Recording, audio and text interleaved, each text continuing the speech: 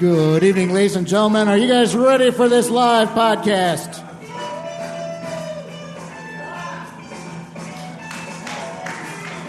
Thank you, one person in the crowd that's ready for this live podcast. There we go.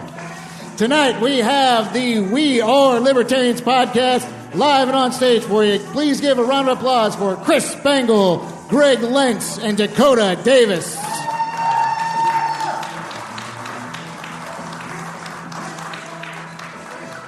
I swear to God, this audience must have something on Hillary Clinton. They're so dead. Hey, you guys ready for the We Are Libertarians podcast? Okay, we're showing signs of life. How's the video, Harry? All right. It's going to be a night, guys. You're in quite the mood. I might be getting the flu. Kat isn't here. She no-called, no-showed. I don't even know where she's at. Well, you know what happened. I know what happened. We'll talk about it in just a second, but welcome to We Are Libertarians. I'm your host, Chris Spangle. We Are Libertarians brings you all of the irreverence modern politics deserves, and we explain to you what is happening in our world today and how we can fix it by thinking differently. Essentially, we make you sound smarter when you're talking to your friends. Well, Greg makes you sound smarter when you're talking to your friends. So please be sure to please be sure to rate and review us on iTunes. Like us on Facebook, subscribe on Patreon at WeareLibertarians.com. In exchange for supporting our program, we'll give you all kinds of bonus content and freebies. We're always taking your questions and comments via email at editor@WeareLibertarians.com.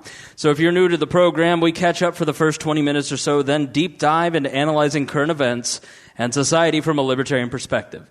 This show is for adults by semi-adults, so please be warned, the language can be offensive.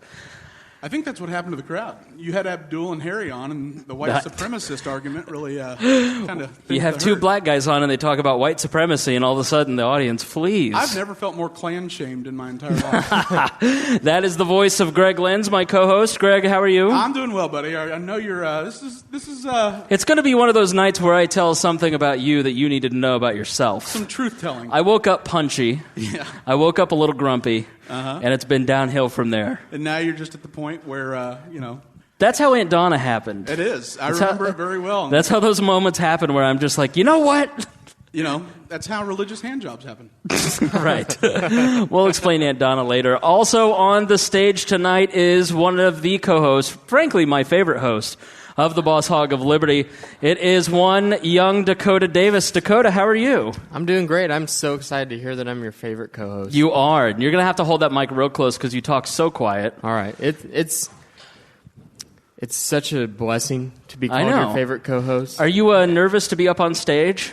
I'm so nervous. It's been a long time and a couple roofies ago since I was up on a stage like this. That donkey show in Mexico. Yeah. Yeah, we were hoping to have your fiancée, Audrey Jo, up here, but she wanted none of it. She flat out told me that if I invited her up here, she would never talk to me again. So, Audrey Jo, come on up.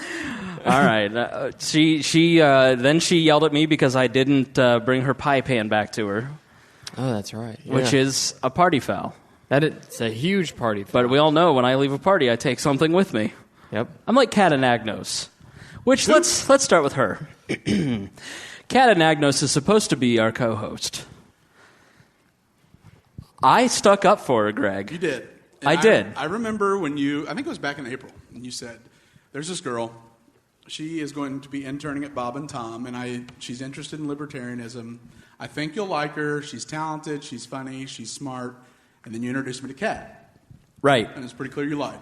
Wait, where's that girl at? Exactly. I thought, this is you're CNN. Right. And so then I was like, okay, well, let's not do this permanently. Let's give it 120 days. Right. I figured 120 days, that's fair. That's what, 4 months, roughly. Well, you know how I am with college girls. Exactly, right. Right. I get excited and ahead of myself. It's like, it's like the milk that Harry gave Jeremiah. It has an expiration date. Right. Yeah, so I was like, 180 days is good. And some might call that a trimester. Right. And so this is roughly, this was the end of the first trimester, and we had a discussion. I said, Chris, this is going to be a potato. Do you want to keep it, or do you want to get rid of it? And so... that's what happened. The audience is dead silent because they're like, these are the two biggest assholes on the planet. Kat is not dead. We also did not abort. But she's a potato. We also did not abort Kat. She had sorority stuff this week, and so she was up for till 3 every night. They got up 2 hours later, and then got the flu. Yeah, and, you showed me the video? It was bid day for her sorority. Yeah. She Terry-tated the shit out of her new sorority granddaughter. Think of the greatest tackle you've ever seen in the NFL and multiply it by 3, and that is what Kat did to a girl yesterday. Swear to God, if she had played for the Colts, they'd have beat the Rams yesterday. Yeah. It was amazing. Kat, the juice, and Agnos. Yes, absolutely. You should see it on our Instagram or our Twitter. It's amazing. And so you wonder where that crazy strength comes from, and that's why I say potato. Well, what do you... Okay. Kat... So Kat called me this morning, or she FaceTimed me, and let me tell you, pegging 10 on the Uggo meter. And I said, listen, hon, we can't have an Uggo on the podcast. That's not true. We have quite the aesthetic, huh? She's like, Chris, I've lost my voice. I was like, Greg will be so happy to hear this. That's what I told her. I was like, Kat, you never have to apologize for your absence. It is always welcome. There's no need. Nothing makes me happier than when you have a conflicting schedule. As she said, I'm really sick because what would possibly keep me away from attention? I know. So we wish Kat the best. Yes. And we're talking about 9/11 tonight. We are, which she wouldn't have been much help for given her age. She's 20, and part of what we wanted to do tonight was talk about 9/11 and how instrumental it has been in American politics. Now, do you want to start with that, or do you want to start first with a little bit about Irma? That's tonight part of the proceeds. Let me walk through this a little bit. I don't know yet. I haven't figured out what we're doing tonight Not yet. big quite. on hurricane help? Yeah, and so Kat couldn't be here tonight, so we invited Dakota to come along. Yep. Now, Dakota, how old are you? I'm 21 and 6 months. 21 and 6. You're 21 and a half. Those 6 months. I'm 21 and a half. At some point, you're going to have to become an adult and lose the half. You, when you turn 34 like I did, you're like, there's no half. I'm 30. That's how old I am. I'm halfway to death. Right. I'm middle-aged. And so, yeah, we'll get into Irma and Harvey in just a little bit. But when we told people that we were doing a live podcast on 9/11, laughter was the most common response that we got. Yeah, I mean, we have a pretty sick, and sadistic group that listens to us and Right. finds these things funny. So You're all disgusting and disturbing, and we love it. you're our degenerates, though, our little cast of deplorables. Yeah. And so, but 9/11 really, and the mic is down here on the side of the stage for a reason. We're also going to invite some people to come up and talk up here. Because not only do we want to talk about how 9/11 impacted us individually, we also want to talk about how it impacted the country. Yeah. And the idea really came about when I was talking to Kat, and Kat really just didn't have a memory of 9/11. I mean, that blows my mind because I would consider that the most historical defining event that has shaped sort of my worldview. Yeah. And how old were you, and what grade were you in, Dakota, when it took place? I was 5 years old. 5 years old. 5 years old. I was in preschool. Were you still in pull-ups? I think I had graduated from pull-ups, but Did you tie your shoes? I don't know. I might have been at the stage where you're out of pull-ups, but the people just let you run around naked because they don't feel comfortable putting underwear on you yet. Right. And they just have to wash. So they just would rather you defecate wherever it goes. Right. That's exactly. Henry County is weird. Henry County is quite the experience, I'll tell you what. It's like being in India. 50% of us poop on the road. There is a movie in India called Toilet now. Yeah. What? Yeah. And just to let you know, Tim McGuire, when we hear you talking in the audience, it's all the way up here where we're at, too. Let you be warmed. Petty. He's getting called out. I told you, it's one of those nights. I'm not going to put up with hecklers. Ooh. Where's Maya? Tranny prob. She's late. Yep. So you were 5 years old. What memory do you have of 9/11? Okay, I was 5 years old. I was in preschool at a Baptist church in Newcastle. Calvary. You were at church, okay. Calvary Baptist Church. Is that when you got bit by snakes? Yeah, Yeah, but it didn't have any effect because I'm a strong believer. Absolutely. I'm pure. The Lord healed you of your snake bite. That's correct. Okay. 5 years old, drinking poison, getting bitten by snakes. Right. And here I am in preschool, and I had this. I had a teacher whose name was Miss Becca. Okay. She was a POC, and A person of Christ? she was a person of color. Of what? Of color. Of color. Yes. Okay, you see, you guys say color different than I do. You like add a U or something. Right, in. collar. It's very British. Right, you're from rural Indiana, which I hear they don't call them persons of color in rural Indiana, but They typically don't, but this is a nationally syndicated podcast. right, right. So, anyway, I just remember we were all sitting there in the room.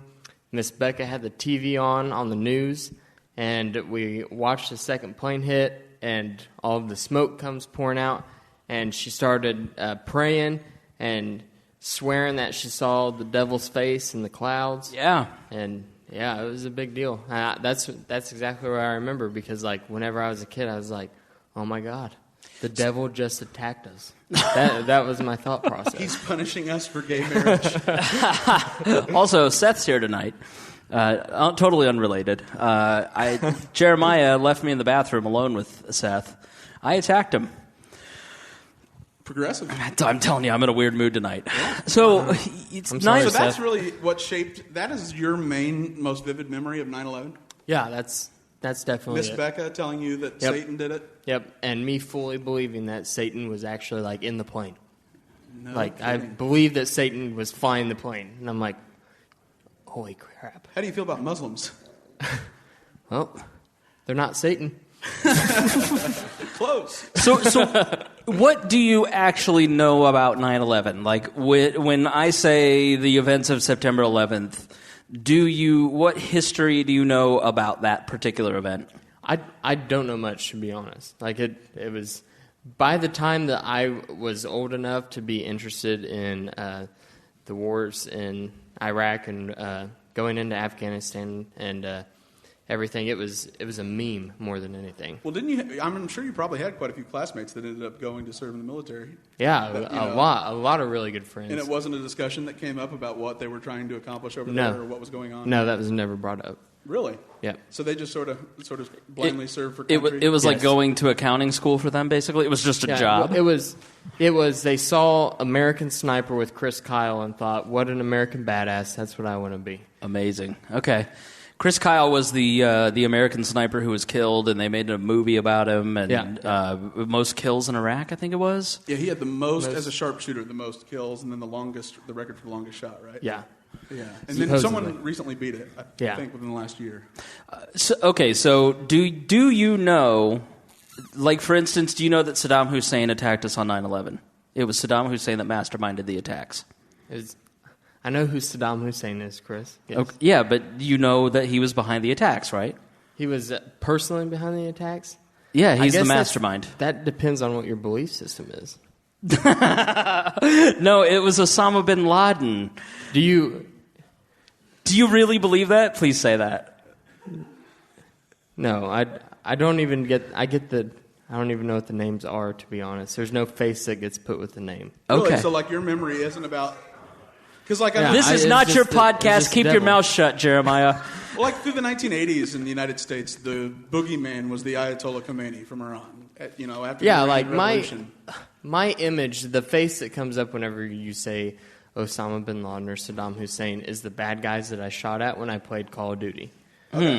So it's nothing more than like an abstraction, not, as Donald Rumsfeld once called Saddam Hussein a strategic regional ally in 1983 before Yeah, like we decided to liberate him. None of that registers in my mind. When you say It's the sort of names. like for I'm as 34 and you're 32. 32. I mean, think about how much we know about Iran-Contra. Yeah. I mean, our school system did not teach us about Iran-Contra and the weapons dealing and the Nicaraguans. I mean, most people in the audience are like, they have no concept of what that means. So, and Vietnam, we don't really know much about Vietnam because we weren't taught it in school because it's such near history that would be politicized, so they wouldn't do that. So you I really mean, they didn't, wouldn't talk about it. There wasn't a session so everyone takes world history obviously junior year in high school traditionally, right, or freshman year, and there wasn't a part of necessarily about 9/11. That segment was more so. Well, there were these towers, and then there weren't. Well, I wouldn't say it was that simple, but they showed the pictures of the pilots that they believed were flying the planes, but there was no finger pointed at who actually orchestrated the attacks. Do you know what country those pilots? Saudi Arabia. Okay, yeah, so you do know that. Okay, I do know that. And I don't mean that to shame you. I did try to trick you at first, and then it worked, and I was like, oh shit, I might have embarrassed him. I feel bad now. This is hilarious. It's age shaming. Age shaming, I know. But that to me, I think, illustrates the point that Saddam Hussein, Osama bin Laden, you were just kind of an abstraction. Right, yeah, absolutely. Right.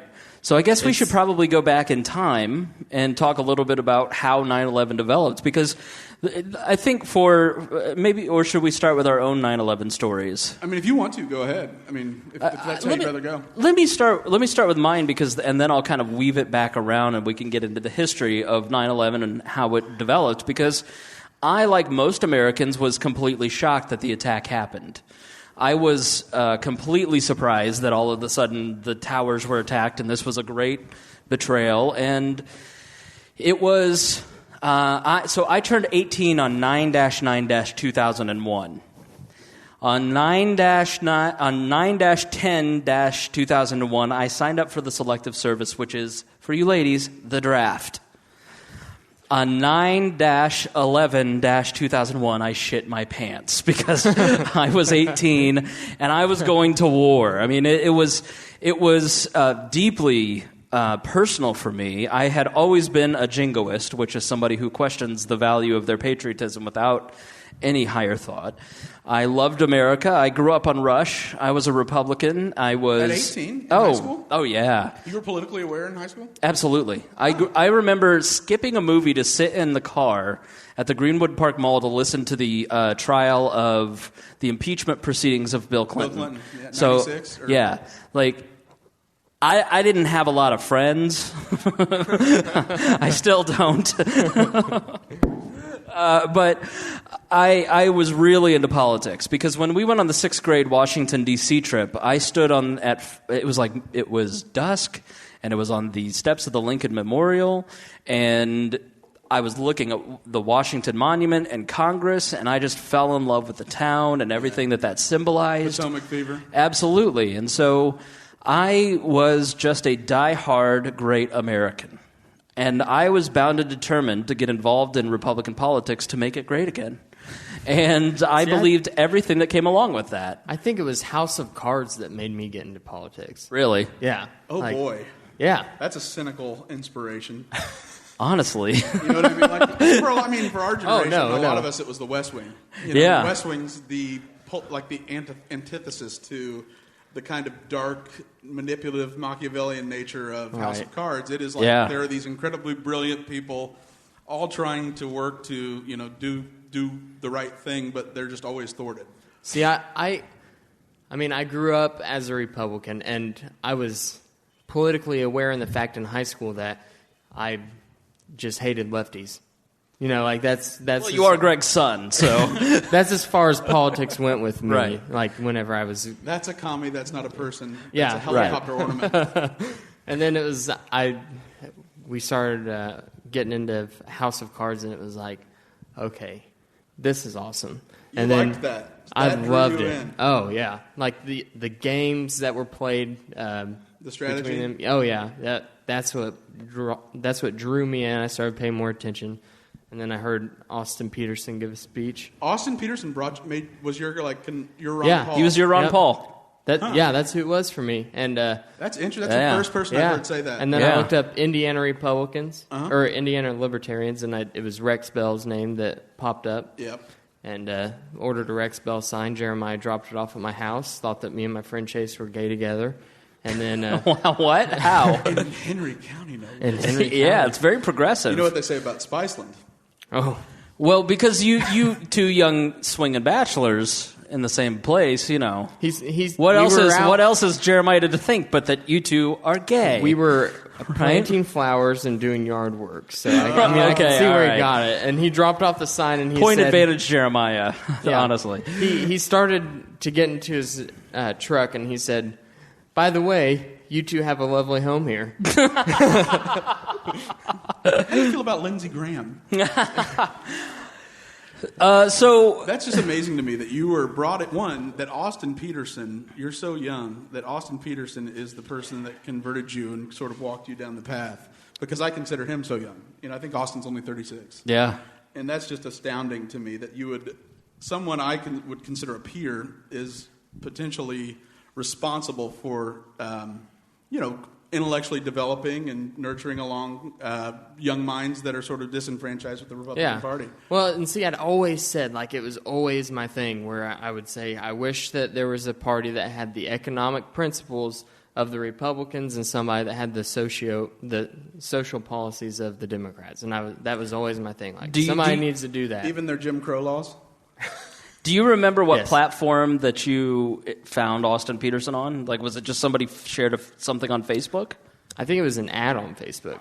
Okay. An ad that he had paid for to target probably when it was just Republicans. Kicking off Libertarian Republic. Yeah. Would be my guess, right about that time frame. And then during Ron Paul's revolution in 2012. Okay, so back to me.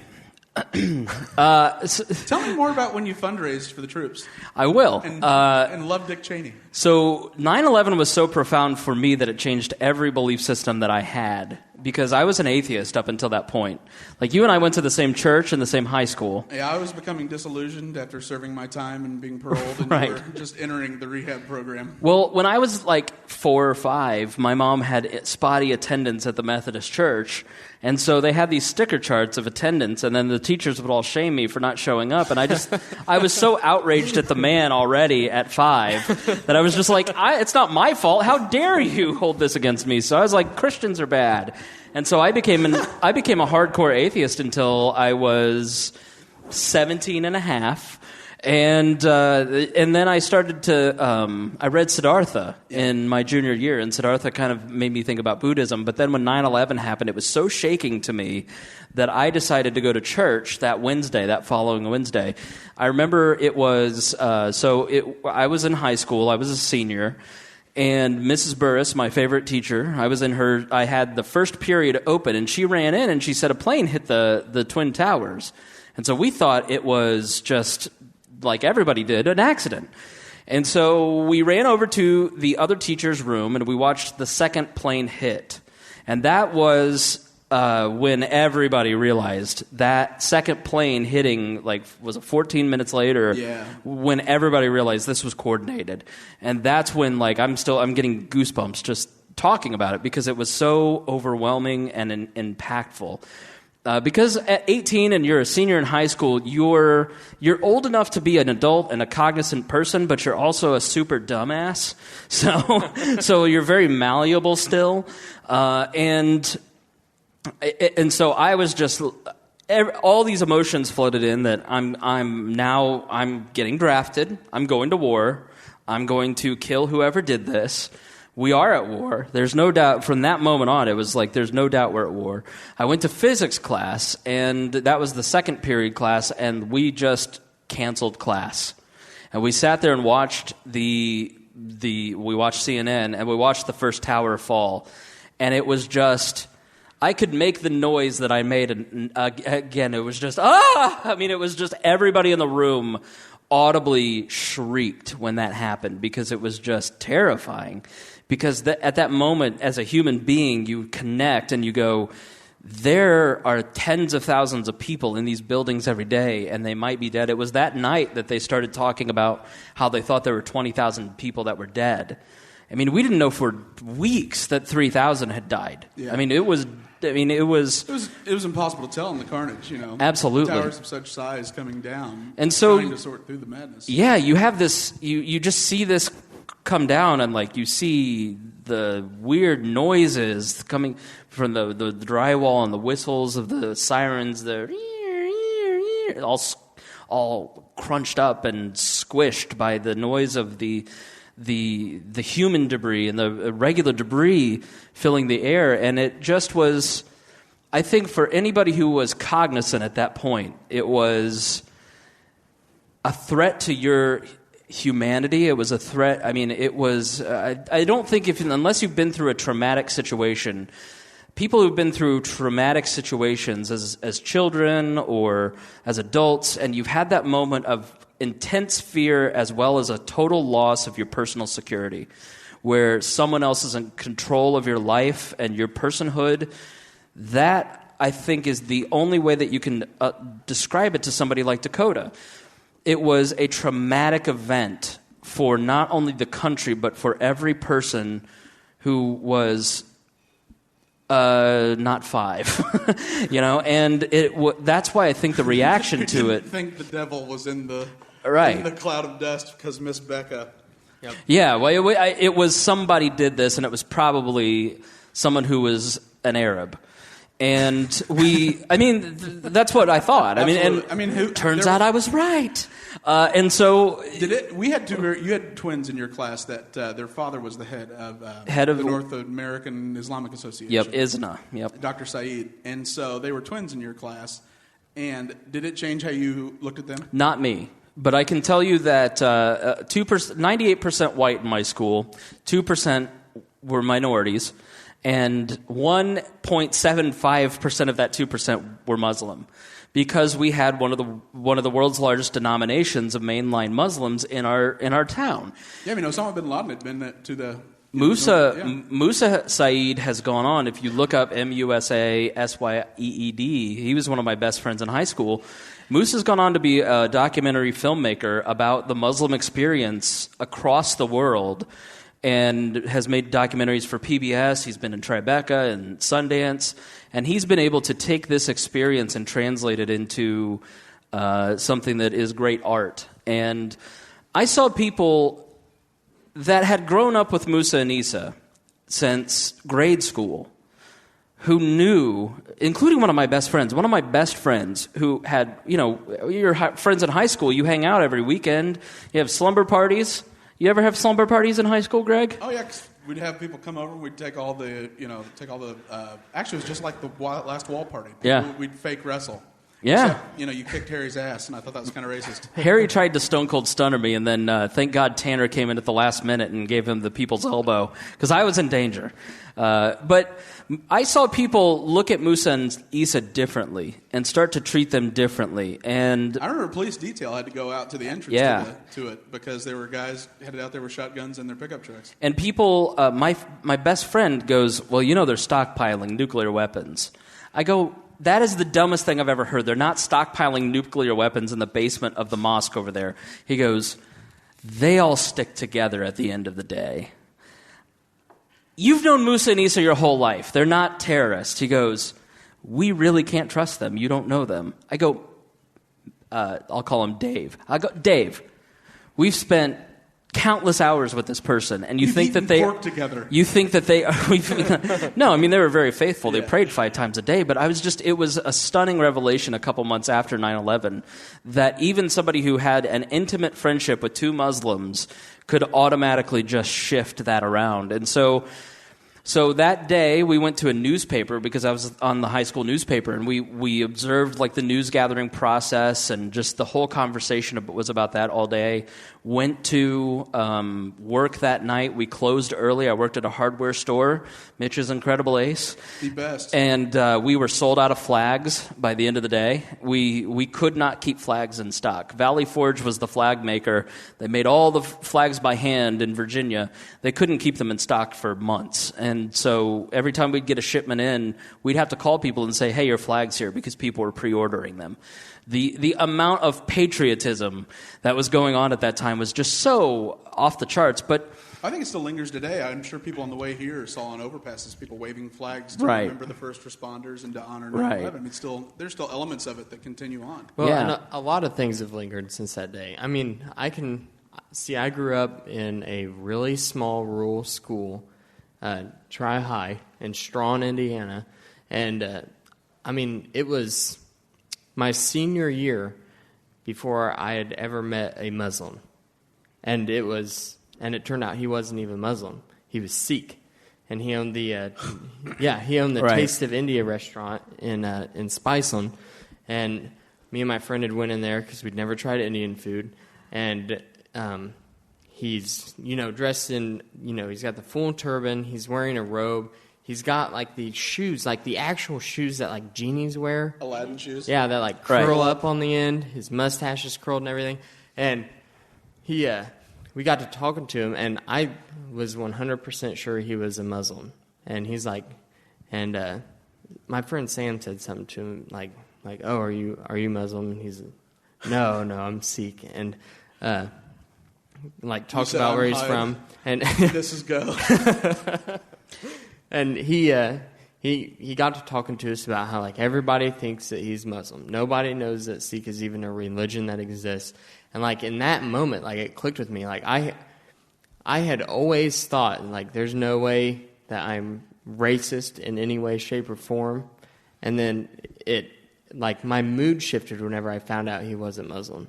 You were more positive towards him? Yeah. And that was a defining moment for me, like, oh my God, I was judging this man because I thought that he was I was thinking he was Muslim, and that's like, it's just not true. It was like this whole internal battle that I had with myself. There were a lot of Sikhs that were killed in the days after because they just looked like they were Muslim. I mean, it was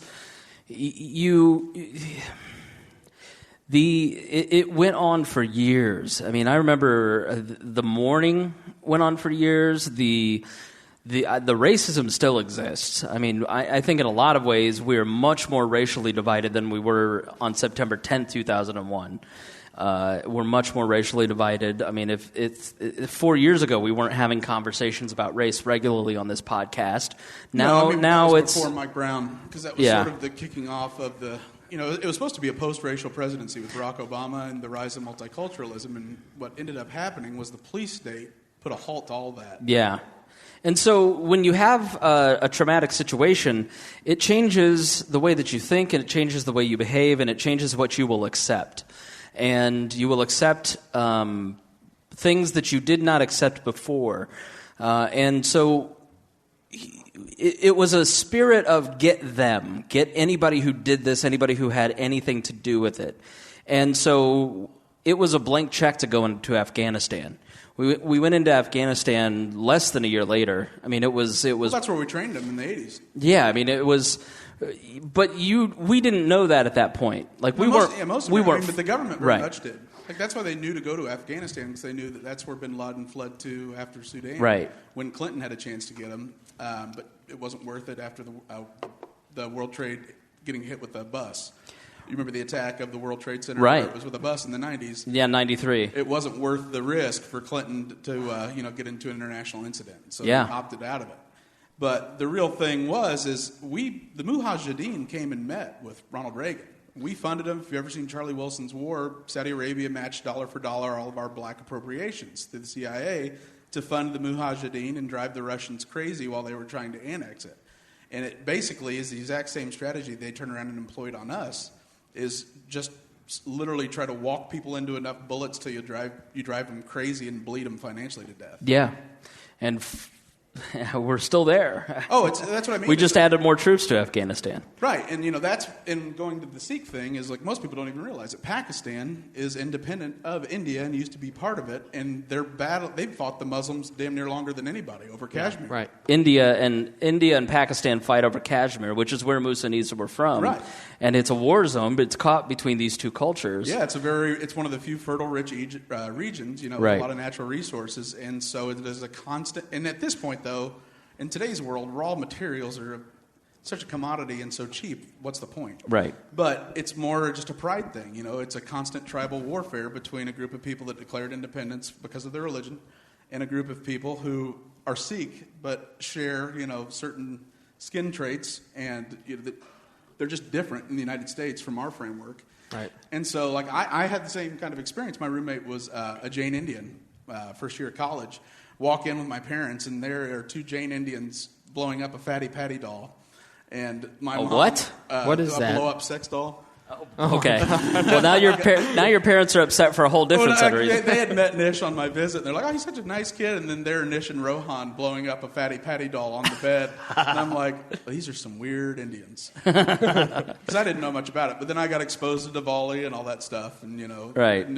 Came to know it very well. But there was a big group of Sikh Indians we'd hang out with, especially Daman, and the first time though, I for so long it became his nickname, called him Nobby, because of his turban, and then it had a knob on it. Right. And so he owned it and went with it, but right. You just don't know these things. Can you believe that? Greg making fun of someone for their culture, their ethnicity. Then my roommate, the Jain Indian, he doesn't care for the Sikhs, so he starts going, "Nobe, nobe, nobe." Oh, no. It gets spread, so they turn on themselves. They turned on themselves. Inner Indian racism. Yeah, so so you go into Afghanistan, and then the Iraq War debate started. It did. Iraq and so we go into 2002, and everybody's fine with Afghanistan, and then the idea of invading Iraq gets brought up. Well, as everybody rightly pointed out, Iraq didn't have anything to do with 9/11. Why would we go into Iraq? So the argument, which now doesn't make sense because we have the benefit of hindsight. If you go back and study Nazi Germany, the idea of Lebensfrau, or I don't think I'm saying that right, Lebensfrau, is the idea of leg room. Germany's too crowded. We need more leg room. And so that makes total sense. Let's kill some Jews. And you read that and you go, that's insane. But it's the same idea that if we go to Iraq and we blow it all up, we will create a vacuum for terrorism, and they will all go there. We'll fight them over there so we don't have to fight them here. And then we'll take the war to them rather than we just were attacked. Exactly right. That was the theory. And so when people say that Bush created ISIS and Obama created ISIS, that's what they mean.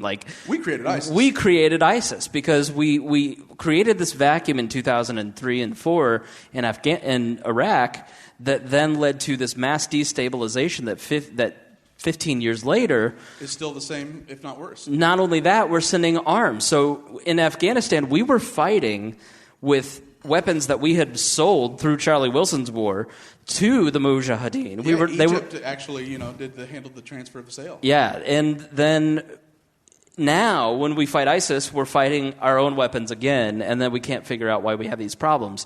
So I think for me, over time, I was very jingoistic in 2003 when we went into Iraq. I couldn't believe that there were these people that were so unpatriotic that they would protest the war. Mm-hmm. So I held a support the troops rally. I held a pro-war rally. The whole point was, I'll call it support the troops because then you won't find out that it's pro-war because it can't be pro-war, but I was pro-war. You partnered with a pro-Cheney super PAC, right?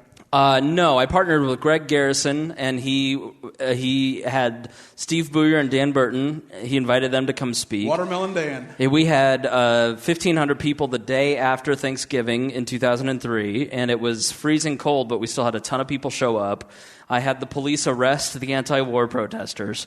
I was have you seen PCU? With Jeremy Piven? Jeremy Piven. I was the David Spade character. Oh, so many naps violated. We had Michael Moore's movie, Fahrenheit 9/11, and there was a Dick Morris rebuttal, and I showed a screening of both of those. Toe-sucker Morris, huh? Because I knew that I couldn't just show the Dick Morris movie, I had to show both, and there were a lot of conservatives, because I was head of the Young Republicans, the College Republicans in 2004 at IUPUI, and was very pro-Bush. I was the only kind of Bush I could get in college, so I had to be pro-Bush, and was tabling for Bush because he had saved our freedoms. It's like a modern day equivalent of trying to sell war bonds. Exactly, and so I go to work with Abdul, and Abdul starts shredding everything I believe. I work with Andy Horning, and he fills in the gaps of all the things that Abdul ruined. And so I was kind of left without this ideology. I knew I was a libertarian, and then when I heard but I didn't buy into the foreign policy stuff, because if we don't go kill Muslims, they're going to come here and kill us, because the ideology had been so ingrained in me because of that event that I had spent years advocating for a violent foreign policy. And when I heard Ron Paul talk about non-interventionism, the idea that of blowback was, for me, one of the most eye-opening ideologies I'd ever heard, which is, we're fighting our own weapons, we're funding the people that we have to fight 30 years later. The reason they're so good is because we trained them. The idea that we propped up the Shah of Iran, which led to the Iranian Revolution, and now Iran's a problem for us, so we need to go fight them. It's like, wait a minute, none of this makes any kind of sense. Like, we are engaging in all, like, I didn't know that the CIA did what the CIA did. I just thought that they were patriots fighting for our freedom. Mm-hmm. And watching the evil people. Yeah, Chalmers Johnson wrote these books about blowback, and John Perkins. Confessions of an Economic Hitman. Yeah, I mean, these were books that were very foundational to me, and so now I'm here, and I don't believe in isolationism. I believe that we should use our free trade to support other countries. The second you flood North Korea with money, they're going to straighten themselves out. Which is what they're definitely afraid of, right? Economic liberalization. But the idea that somebody would call me a neocon would piss me off so much. But that's the ideology that I was consistently supporting. And I would argue everyone in this room, I mean, except for the very young crowd, like Dakota, it's different. Anyone under probably the age of around 25, it's wildly different. But 9/11 it has shaped our entire life.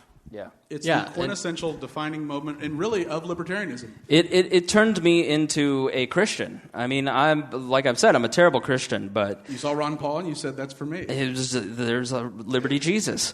But I went to church... That was Larry Sharp. No, that's your version. Yeah. Oh, okay. I went to church, and then that led down the rabbit hole of me becoming a Christian several months later, because it was just, I was so shook. As the YouTuber kids say, I'm shook. Well, isn't it sad, though? That's the truth, though, because it takes some kind of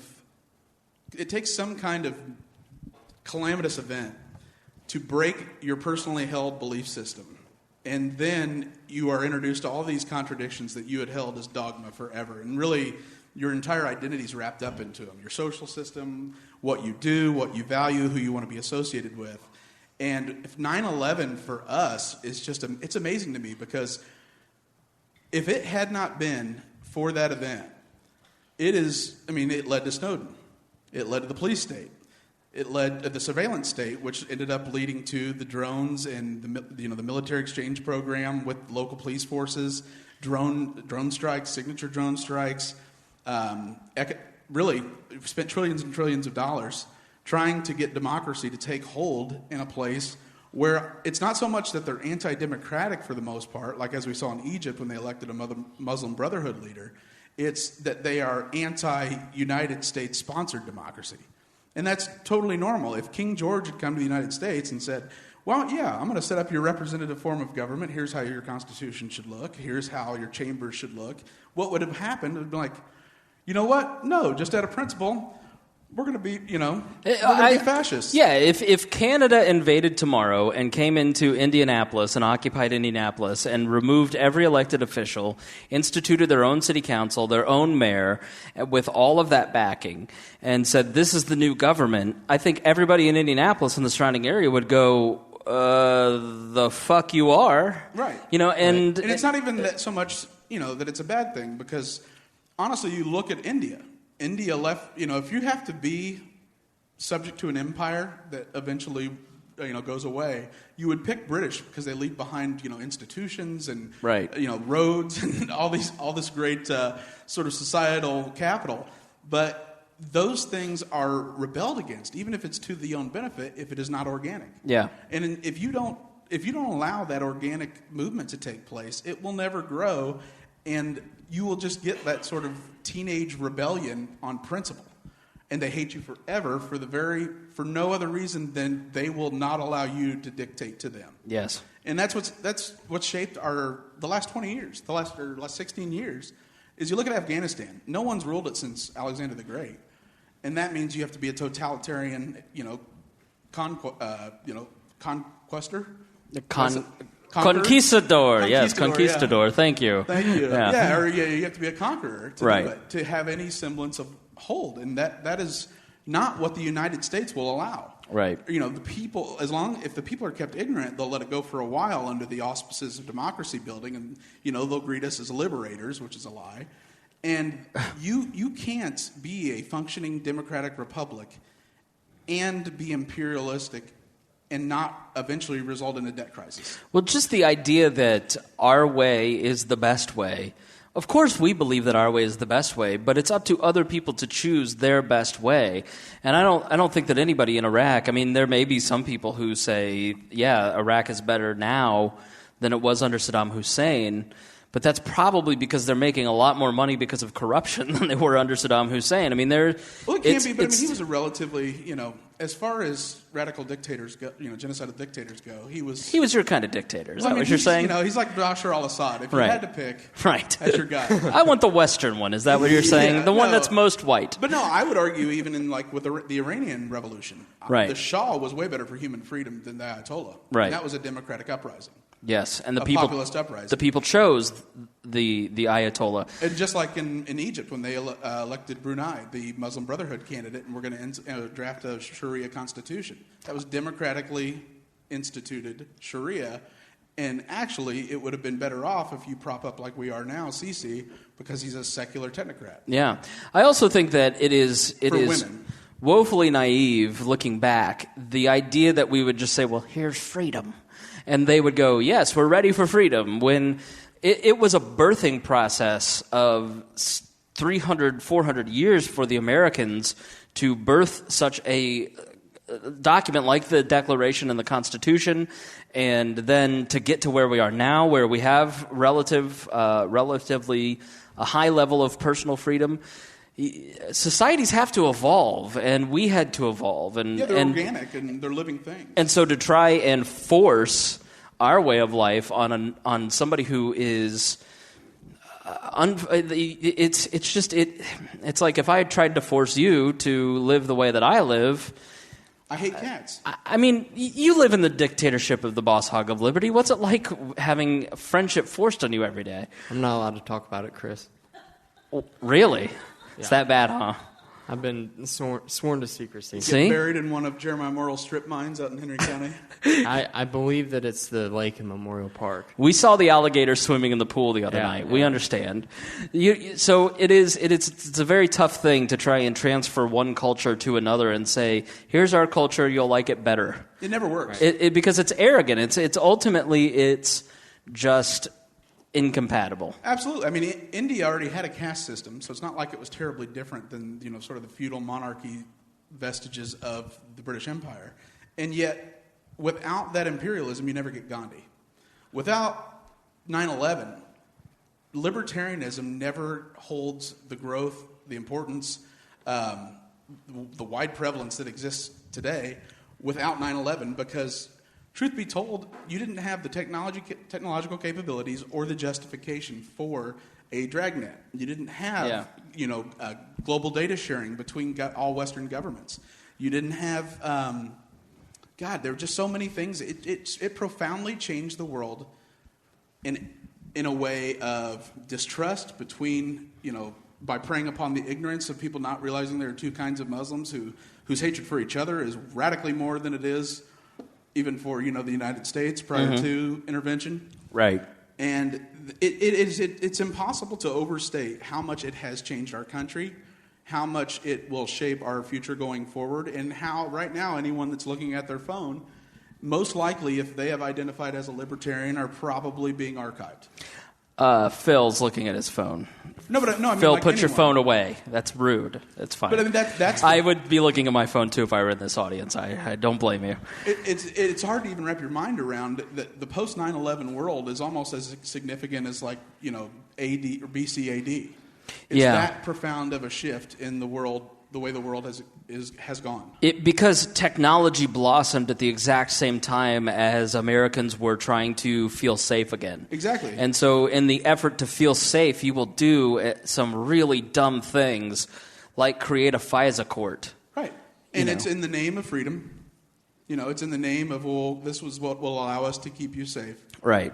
And, I don't even think that the initial intent was for what it turned into. Right. I think it was, the right intent to, we're going to try to profile people, but we don't necessarily want to admit it. So this is how we're going to do it. And then just purely as a numbers game, when you start going to the third connection, it became a global dragnet. Yeah.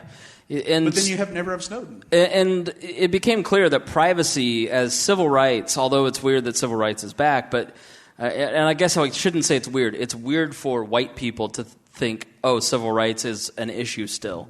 But I think it fostered the distrust. But I think if you're and I think you're right. I mean, I think it's always been there. It's just America now has an awareness that things are still bad and we still have to fix things. But as the 60s generation, the greatest generation, had to deal with civil rights, and society is better for the civil rights movement, America and Americans have to decide if they want privacy, and they have to fight for privacy. And it's going to be difficult. We're at the place where it's not in the Constitution, and they're not just going to give it up voluntarily. Absolutely. I think the millennials, the reason that we are so libertarian is part of this. I think distrust amongst institutions. I think if you look at... Sorry to cut you. Go ahead. No, you're exactly right. To me, our entire world is a reaction to 9/11, for the most part. I think that's the single largest defining trait. Right. Yeah, I think if you look at my experience, if you look at me being 18 when 9/11 happens, being very sheltered and jingoistic and trusting of institutions, and growing up in the old world, and being the first of the new world in the internet age. At 18, you have 9/11 happen. It's this terribly traumatic thing. At the same time, you're going to school counselors who tell you that if you go get a private college education, and don't worry about paying for it, you can put it on student loans, it's fine, they're guaranteed. And you don't think about the cost. You're just 18 looking at the numbers, and you want to go where your friends go, and your parents don't care. My family didn't seem to care where I went. Like, I applied to Marion, which was a private school, and I applied to IUPUI as my backup school, and I got the backup school because... Well, the diminishing returns hadn't happened when we were first going to college. Exactly right. And so... Or it had happened, it just wasn't public yet. We're being shown these slideshows that if you go to college, then you're going to get an education at you're going to get out of college and get a job at $60,000 a year versus $29,000 a year if you... go to a public school or no college at all. And so, but if you go to Franklin and graduate with $120,000 in debt, and then have the exact same entry-level job as you would have. Yeah. So you're raised on a diet of libertarian influences like Howard Stern and South Park. 9/11 happens. You still have those influences. You go to college. You get out of college right as the 2008 collapse happens, and you can't get a job. And then, you've fought these wars as a generation. 2008 happens. The economy never really, it's kind of catching up, but it's... the entire result of lowered interest rates being artificially suppressed was as to prevent an economic recession post-9... what did George Bush said the most patriotic thing you can do after 9/11 is go out and shop. Shop, right. That's to the extent of that. Yeah, and so It's just across the board. At every step, it has defined this generation. And then you have all this debt, and you don't have the job that you thought that you were going to have, and so I think there's a lot of disillusionment. And it doesn't matter if you're a boomer listening to this going, well, you're a dumb kid. You guys shouldn't have listened to that. What do you think that this is how life works? I'm saying that because Joe's in the audience, and I know that's what he's thinking. But now, don't you dare cut Social Security. Right. But those don't worry, Joe, I didn't go to college. Those expectations, yeah, but you're union, so pay an extra $5 at the door. So you have all these expectations that are failed, and then you sit there and you're, divorced and 34 in your apartment with your 2 cats and you're miserable. I'm sorry, I blacked out. What was I talking about? I'm sorry, I didn't mean to. Tinder blocked me. So I feel like I was on my therapist's couch there for a minute. I didn't mean to. But I do. I think that there is a lot of frustration and anger in the millennial generation, especially at the older end. Yeah. And so, like Dakota, not having any point of reference for what the 1990s were like, incredibly peaceful era. The technological boom, the IT revolution was a type of euphoria it's really hard to even replicate today, because everyone was going out to Silicon Valley and becoming a baby billionaire. That was the American dream for the most part. And then all of a sudden with 9/11, this optimism, this peace, stability, This thought that there very much was a clear pathway of linear progression up through your career. You go to a good school, the debt doesn't matter because your earnings will outpace what would otherwise, have happened, and you'll be able to service the debt. All these things, all of a sudden, didn't continue being true. And so for me, it's astounding that you grew up in an era where you didn't go through the mistrust. You didn't go through the disconnect and the cognitive dissonance of being told one thing and stuck with another. You had cell phones. Well, I mean, we were it's all the greatest thing ever. You get podcasts. Yeah. Your life is so great. And Snapchat nudes. If you had any idea do you realize how hard it was to get girls to flash us with beads in spring break, dude, you had a privileged life. Do you realize, Greg, you can attest to this, if a girl had taken a Polaroid, not even the best angle, just whatever angle she could get with a Polaroid camera, printed that out, mailed it to you, and then you opened your mail 5 days later and there was a nude in there, this would have been the greatest thing that ever happened in high school. To this day, your nemesis had a Polaroid of a nude from a girl in your grade, and it was like his crowning achievement. Right. You kids these days take tits for granted. It's really you don't check your privilege. Check your tit privilege, okay? You're getting vagina shots. It's unfair. So so for Dakota to not have that as his experience of the 90s and peace and stability, and then this profound, really chaotic and tumultuous last 17 years, 16 years, is astounding to me that you came into politics because of House of Cards, which prior to 9/11 and the cynicism and the skepticism that kind of show has to have to thrive in and find an audience, as opposed to the West Wing, which is, the 90s, early the loftiest 2000s. Ideals of American... I mean, it is basically like what everyone thought Bill Clinton's, East Wing was, or West Wing was like. Right. Josh Lyman's, George Stephanopoulos, and on down the line. Like those kinds of bright, intelligent, optimistic people. And so the fact that you came into politics from the cynicism and the dark side is baffling to me, because what would ever draw someone in, I can't imagine, because I would like to see it be more optimistic and not Machiavellian and dark. Right. But that's not the world we live in. You love the Game of Thrones. How did 9/11 shape you, Greg? I'll be honest, I wasn't politically aware at that point, but I am always someone that, when I look back, I was at George W. Bush had his, at SMU, had his announcement for re-election, his first rally at Moody Coliseum. Right. And so I was a part of the college Republicans and really liked political science courses, and so slowly became aware. But for 9/11, for me, I was the same way as you, and I was probably even worse since I didn't become aware until later. Yeah. And I would say when it just didn't ever add up to me that I'm so pragmatic, it was saying, why wasn't this working? Why are we trying to do this in Iraq? And that's great. You picked the right guy, because truth be told, in Iraq, they had picked a guy he was in every way, sense, and shape a globalist. Right. Al-Maliki is the Western educated elitist Davos crowd that could bring together Shias and Sunnis and form a parliamentary republic with just enough trust and liked on each sides that I really believed that you would see democracy take hold. Right. And instead, the second his re-election came in question, he started slaughtering the other side like a savage. Yeah.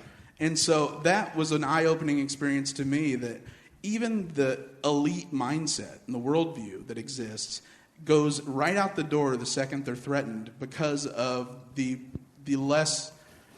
It's no different than us droning people. You could almost argue it's more humane to do it the way they just go around and order a slaughtering rather than like a video gamer. Yeah. The human element. But they just everyone reverts, no matter how civilized you are. The second you're threatened. This is the difference between Greg and I in a nutshell.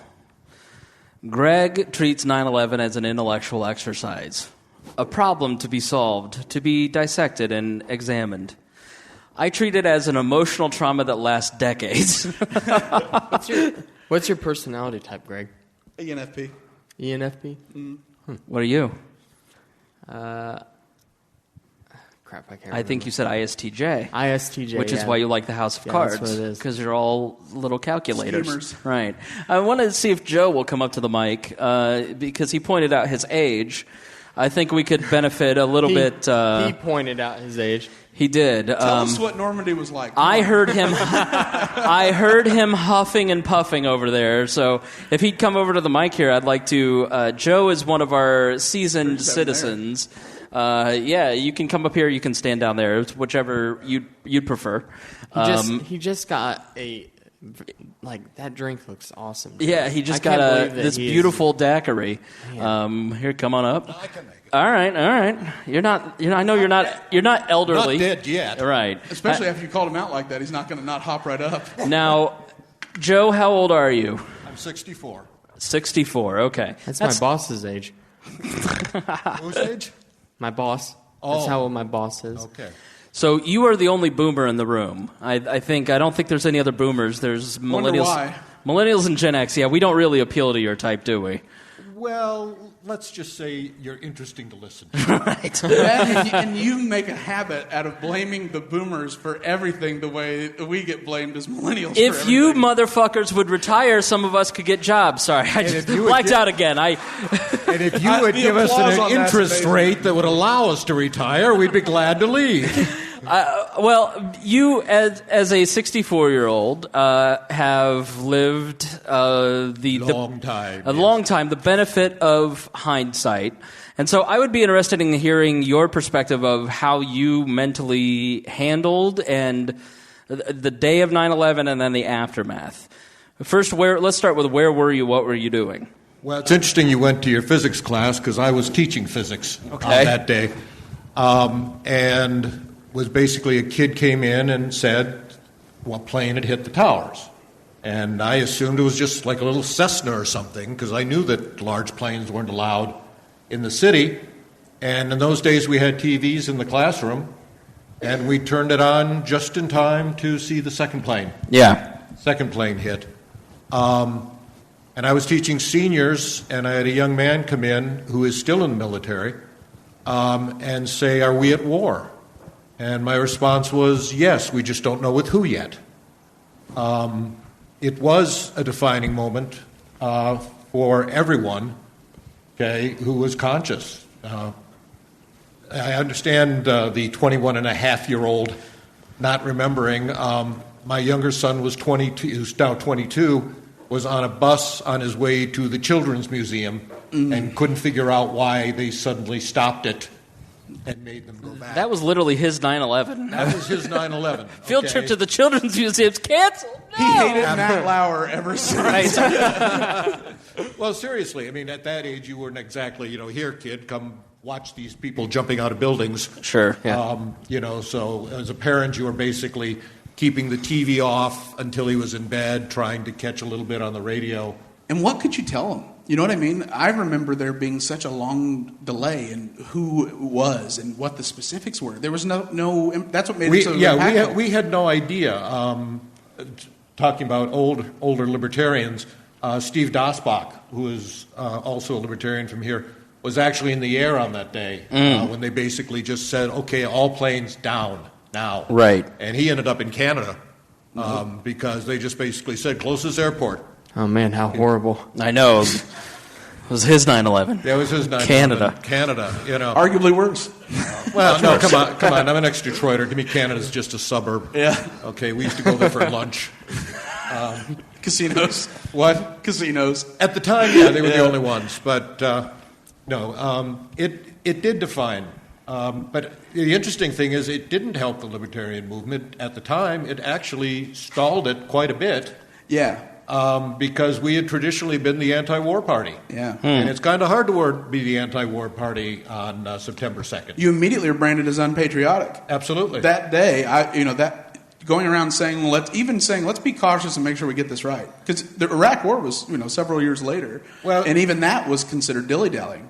Yeah, I mean, what it boiled down to is we had always been saying, don't get involved in other countries, don't, Ron Paul was probably pretty close on that. And suddenly, everybody in the country was ready for war. Even the Democrats. And we were the only ones who were opposed to war. And on top of it, the anthrax. That's right. Yeah, the anthrax. Anthrax. Was that the Congress? Was that No, actually, it hit a post office, and it just happened to be the post office that the Libertarian Party used. Yeah. So those were the days before the internet, and suddenly for like 6 weeks we couldn't process any credit cards, couldn't process any contributions because we couldn't get any mail. Small anthrax problem. Don't worry about it. Yeah, You'll be fine. exactly. Those little things. Go ahead and fill out that survey. Threats of ricin. There was also a plane that went down in Brooklyn that crashed. I mean, I was for sure that was terrorism. I mean, there was a lot of paranoia. When there was the power outage. Yeah. In the Northeast, anything that happened after that was automatically your first explanation was terrorism. Right. So at that point, no, actually, the libertarian movement took quite a hit because nobody was questioning anything. When did the tide kind of change? Do you remember a seminal moment, really? I can't remember. I think what it started really hitting was during the Iraq War, a lot of people, we got through without a draft. Well, what a lot of people don't realize is one of the reasons we did is we wouldn't let people quit the military. Yeah, stop loss. The stop loss. Okay, and when we had a lot of young men suddenly finding out, guess what? Not only am I not only here for college benefits, okay, but I'm going to be here as long as they want me to be here. And so people began to slowly start questioning.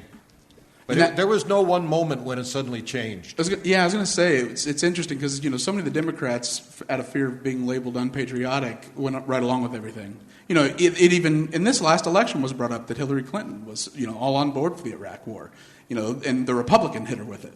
Which is so odd. Yeah, the word was, according to our people in Washington, D.C., was that after 9/11 hit, a lot of people in Washington thought this is a real good time to take care of a lot of little problems that have been annoying us for a long time. Yeah. Because just about anything we do, the people are going to be okay with for a while. Yeah.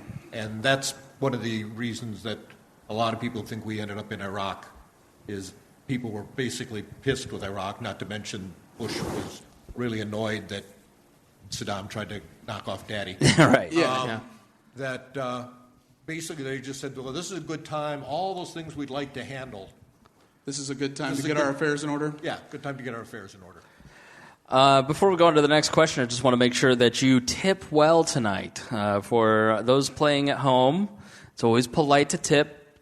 I like to tip 20%, but, not everybody makes libertarian podcasting money. I always add 3 to the first number of the bill. Right. So this is a smaller crowd than we expected, so please tip generously. Thank you. Joe, you have been a libertarian since almost the beginning, right? Yeah, been active in the party since 79, and I've been active in libertarianism since about 74. Okay, so the party started in 72. You were there at 74. Assess the current libertarian movement in terms of, I'll let you define your own terms. I mean, given the growth of the party and the movement as a whole over time, I mean, where do you find it at?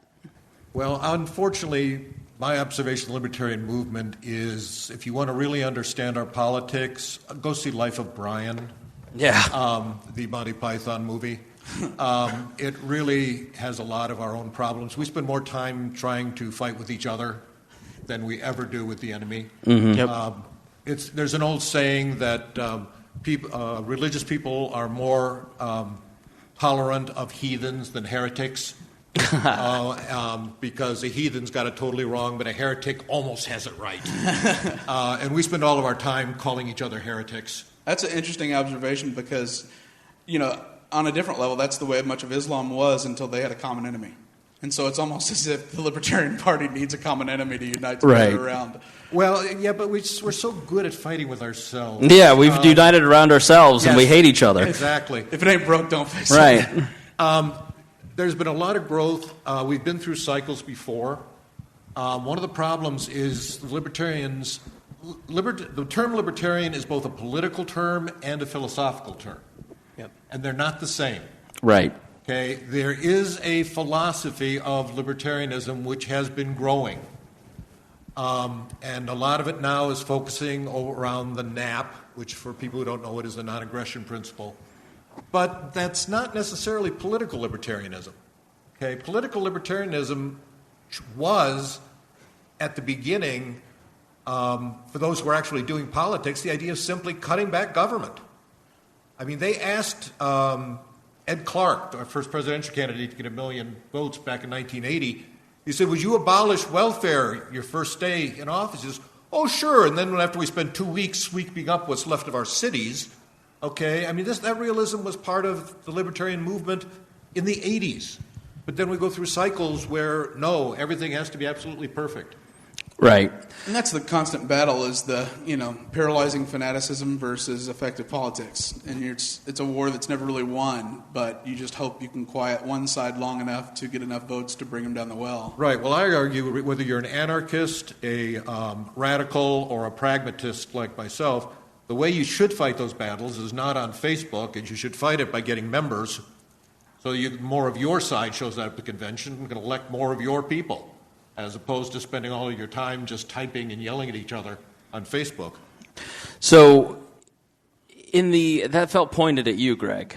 No, I just don't like staring at lights. No, I understand. You're almost done. Thank you for entertaining us.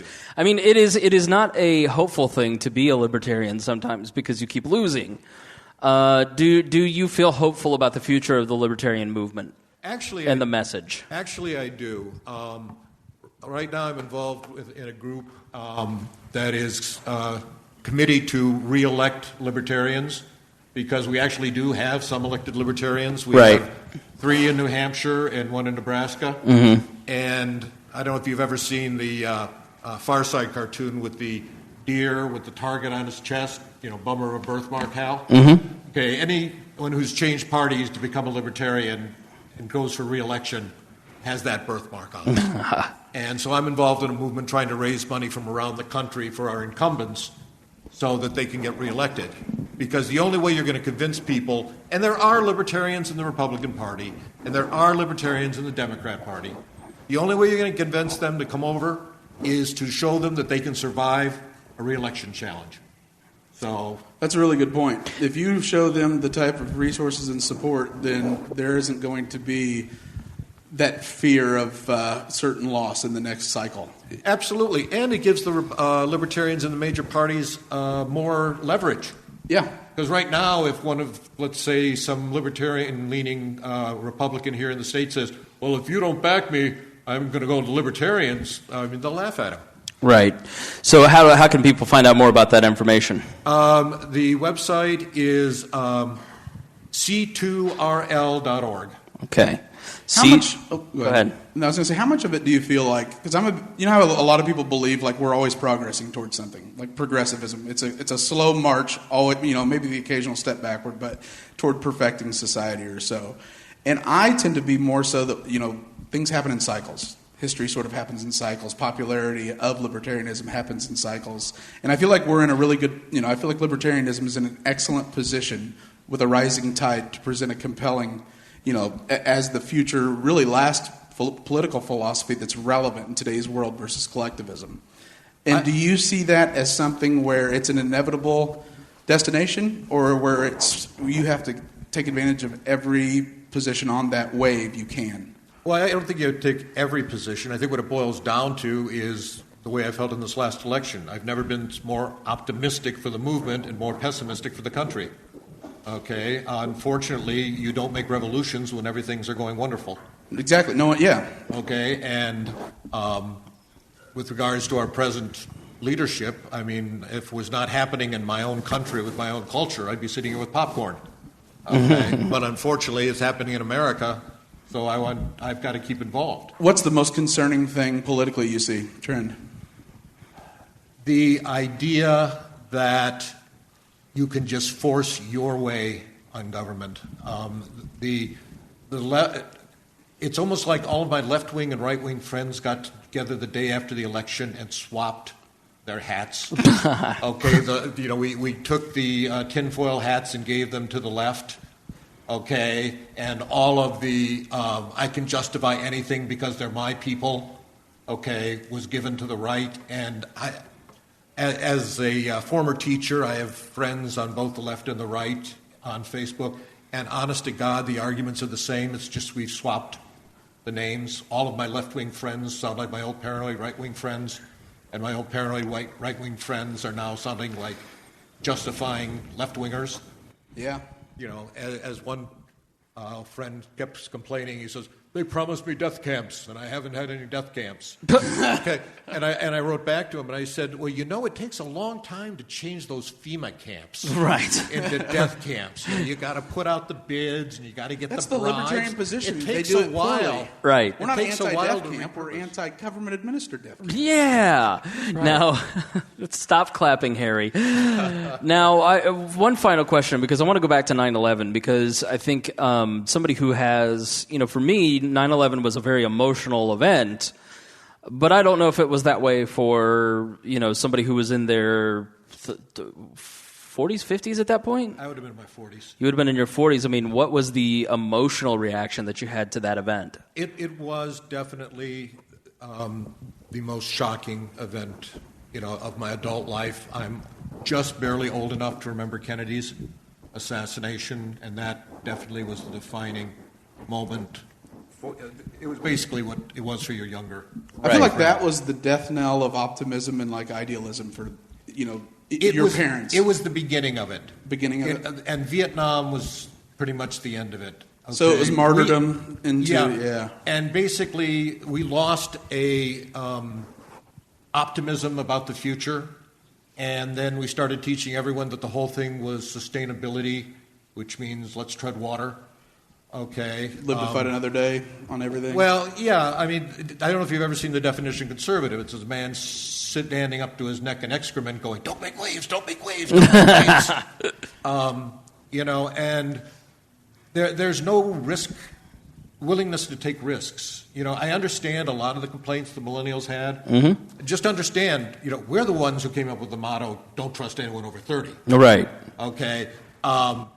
Trust me, I don't trust myself. John Kerry, it always is amazing to me. He's out there protesting Vietnam, you know, sort of the ultimate anti-disestablishmentarianism, you know, icon. And then he eats with Bashar al-Assad covertly to, you know, orchestrate his maintaining of power to keep stability in Syria. Yeah, what it boils down to is I think you have to remember the boomers didn't start where we are now. You know, you were talking about our inheritance and our trust funds. Well, you know what? When we were your age, we didn't have them either. Sure. Okay? We were trying to figure out, in fact, when we were your age, we were dealing with things like stagflation. Okay? You were told to adjust expectations down during that Carter period. You know, that you're going to have to get used to a lower quality of life. Absolutely. You know, and women went back into the workforce, one for liberation, and the other was, quite frankly, it's the only way we could keep food on the table. Yeah, that was the path to the middle class, was dual employment. Yeah, the term were dinks, double income, no kids. Yeah, that's upper middle class. That's the path of that. Yeah, kids are the problem. I've always said that. Well, yeah, they're God's way of making sure you have no disposable income. All right, well, thank you to Joe for coming up. We appreciate it. We have wanted to have you on for a long time. Thank you so much. Now, we always give away a gift every live show, and we always want to give a gift to the person who drove the farthest to get here. And we're also going to give a present to somebody who it's the birthday boy, Ben DeJong. Come on up here. That might be a dual award. Huh? That might be a dual award. Yeah, he drove the farthest, and it's his birthday, and he is taking professional photos of us, and he's a $5 a month subscriber to the Patreon. So we're going to add you to the super fan level with Christy Avery and Stone Aldridge. Here's your present. It is a beautiful Canadian license plate. That looks familiar, does it not? Yeah, that looks really familiar. No, I bought it on the way here. Whoa. I bought it on the way here. Huh. Shut up, Christy. You're no longer a super fan. You're out. Extremely familiar.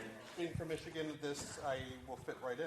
Oh, let me do this. Let me turn that on. So what did you say? Being from Michigan, I will fit right in. So this will actually solidify my birthright of being a Michigander. Now, I heard some... It's sort of a decoy, if you will. Yeah, and then last time I was in Europe, I put a maple leaf on my backpack because it was... They were nicer to you? Oh, much You're nicer. kidding. Oh, no. I would have worn an American flag and cawed like a bald eagle. You would have, yes. You would have. He wouldn't have. I wanted to get home. Yeah. Now, this is the second time you've driven down from a live show. Thank you for doing that. Always a pleasure. What's wrong with you? You know what? I could. Well, that's a long story. Now, how did you find out about the podcast? Basically, just looking at libertarian podcasts, and I think actually We Are Libertarians is the first one that I stumbled upon and was hooked right off the bat. Okay. So, anything I can do to help. It's been so cool to get to know you because you actually came down on vacation with your wife the last time, and it's been so cool that you would come back and getting to know you because you've just gotten to talk to you a little bit through Facebook, and that's one of the coolest things about We're Libertarians. And that's one of the building of the community, and that's one of the great parts about becoming monthly subscribers, that you get to know us a little bit better, and we get to know you, and then we can radicalize you and tell you whose towers to go knock down. And you get cool presents. Exactly. Have you listened to my podcast yet? I haven't had the opportunity yet, but that will be on the to-do list now that I'm having 4-hour drives back and forth between Is here it and Grand because of Rapids. Jeremiah Morrill's involvement? You can be honest. I cannot say. Yeah. There's a lot of weight on my shoulders. His reach has gotten up to Grand Rapids. Now, you two were making a noise when I gave him his present. Did you not think that was a good enough present? I am simply saying that it looks repurposed. No! It still has the wrapper on it. Yeah, it still has the wrapping on it, right? Dakota? Regifter. How dare you accuse dear leader of regifting You're a like gift. Will Ferrell in Old School, trying to pass off the bread maker. A gift that was given to him by Jeremiah and Dakota on Saturday night. He would never do such a thing because he's so generous and thorough. But how do you feel about getting a second-hand Canadian license plate? It's not secondhand. I didn't regift it, you bastards. There's no stains. It's still in its wrapper. I mean, I did not given worse gifts. I did not come on that. You should sign it. He did not unwrap it, is what he meant to say. It's kind of sticky, and might be maple syrup, might not. All right, thank you so much. Thank you to Ben. He is a professional photographer, so if you're Happy birthday, Ben. in Michigan, make sure you hit him up. One of the most moving things about 9/11 was the first responders. I think it is we want to take government to this abstract, amorphous thing that government is just this big block. And yes, it is dysfunctional, but we always forget that it's made up of human beings, and that human beings at their core are compassionate, are empathetic, and when they see their fellow humans in trouble, they run towards the trouble to help them. And I think that was one of the most moving things about 9/11 was the first responders and the other people that moved to help. The blood, like they called out for Red Cross donations for blood, and people wanted to do anything. And so the Red Cross or the blood donation centers around the country got more blood than they could handle, and I think had to throw some away. Yeah, I mean, and that's to me that's a really positive sign for libertarianism and its adoption and the ability to sell it to people in the absence of a government program. Is that there seems to be this like natural disaversion to suffering when you actually witness it. When you watch it on TV, it's sad, and you'll do a like and a share and a text donation for $10. Yeah, you'll put a filter over your Facebook profile picture. Right, and you'll do that sort of slacktivism, but it never really hits home how painful it is and how much devastation that person's suffering through. But the more, humans just don't like to see each other suffer. And in that crisis moment, everything washes away. Religious division, any type of tribalism that exists other than human tribalism. Right. Because you just don't want to see pain, and they rally together without the need for coordination. Yeah. They don't need, they don't wait to go and, save a neighbor because some bureaucrat said this is how you do it, but you can only use a union boat. You got to wait until we get that in, all the things that tend to slow things down, as we witnessed in Katrina. Yeah. All the protocols that you have to check off to do it efficiently. And I think that has been one of the most amazing things to me is no wonder it became such a uniting moment, even though that materialized into sort of a unchecked nationalistic feeling and patriotism that led to basically all the problems we're fighting today. But if we can get beyond that, if you can look beyond the awful manifestations of it, it's amazing that people care about each other that much, even though they don't know them, and even though they know that person may very well be a terrorist. Yeah. They'll still rush to their assistance. It's sort of that profoundly inspiring and one little bit of nugget of hope that I have that you will be able to, we'll ever see these gains. Yeah. We'll ever actually see communities sort of heal and come back together. by talking to each other and by having experiences that unite each other without the need to create an agency to address it. Now, Dakota, I mean, how much about the first responder stuff are you aware of? Oh, nothing at all. Absolutely nothing. Do you know Really? about thermite? No. How do you feel about jet fuel and steel beams? Have you ever melted my jet fuel with your steel beams? I've never seen jet fuel melt steel beams.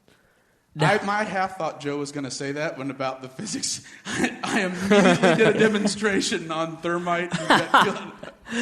Yeah, I mean, it was a lot of first responders, both police officers and firefighters that died on 9/11 running back up the tower to try and pull people out and make sure that things were orderly. I mean, they're often the first ones to run in, but... And then the lasting effects, like the enormously high cancer rates of the people who worked down in the rubble and, went through and tried to find people.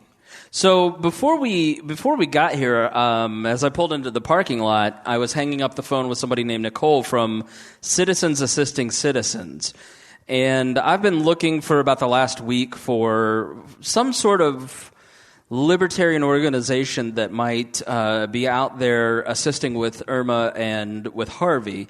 And I found a few, and to be honest, I just didn't quite trust those. And we've had somebody on in the past with charities that I just didn't feel was telling the truth, and I felt bad for recommending them to you folks. And so I really wanted to do my due diligence to make sure that we found somebody that you could support. And I found a couple people because, and I think this group that I found called Citizens Assisting Citizens is a great example of. Right now, we're in a moment where government exists. And I have to say this, even as a libertarian, somebody who watched Governor Rick Scott in Florida, who watched the FEMA director, who's the former emergency director for Alabama and was elevated to the FEMA director, who watched more CNN and fake news in the last week than you could possibly imagine. I've been glued to my TV watching all of the Irma and Harvey stuff. And it really seemed that, the federal government, for instance, had 9 ships. And then the 9 ships right now in the Navy and Coast Guard are going out to all of these islands, especially American islands, because America first, apparently, with the Trump administration, and including an aircraft carrier. It's the largest naval response to a natural disaster in American history. And if you look at it, you go, this is functioning as well as the government can possibly function in a role that a lot of libertarians would probably be okay with. In coordinating preparation, evacuation, and then response on the back end. And I have been impressed that there wasn't, because as you watch Katrina, if you watch documentaries about Katrina, which, by the way, how much about Katrina do you know? I know some about Katrina, mainly because working for a power utility, I have the privilege of knowing a lot of people that went down there afterwards to help restore everything and all the infrastructure. So I know a little bit about it, but mainly just what they've talked about, the stories they've told, the horror stories that they've told. Do you remember when Kanye West said George W. Bush hates black people? I don't remember MTV. that. Do you remember that? I don't remember that. My boy Kanye would ever say that. Yeah, he said that with Mike Mike he Myers did. On, he interrupted. And Mike Myers' face is just like, well, every person we've ever had on this podcast when Greg asks if they knew about George Bush not caring about black people. I don't know. It didn't work, okay? Sometimes my jokes don't work, and I don't know that they don't work because there's not an audience in front of us, and I give up. No, I was just commenting that who would have ever thought George W. Bush hated black people? I heard compassionate he conservative. Loves all the black people. I don't believe that. Not on board, George. So there's a couple groups. There's an app, and I didn't. So let me talk about Citizens Assisting Citizens first. So this is a group that is. It was founded by a survival podcast. I don't know the exact name of the podcast. I think it is literally the Survival Podcast. And this guy, where are you going, Morgan? Bittner, where are you guys going? You don't come to my birthday party, and then you leave the show early. This will not help me become pro Bittner.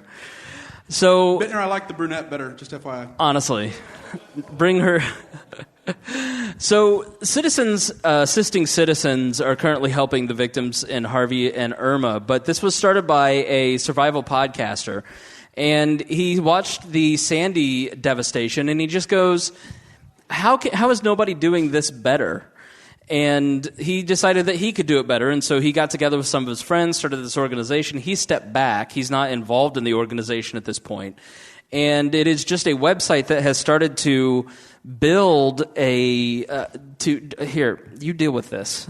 Vibert's FaceTiming me, and he won't stop. So they basically are... Hang up on him.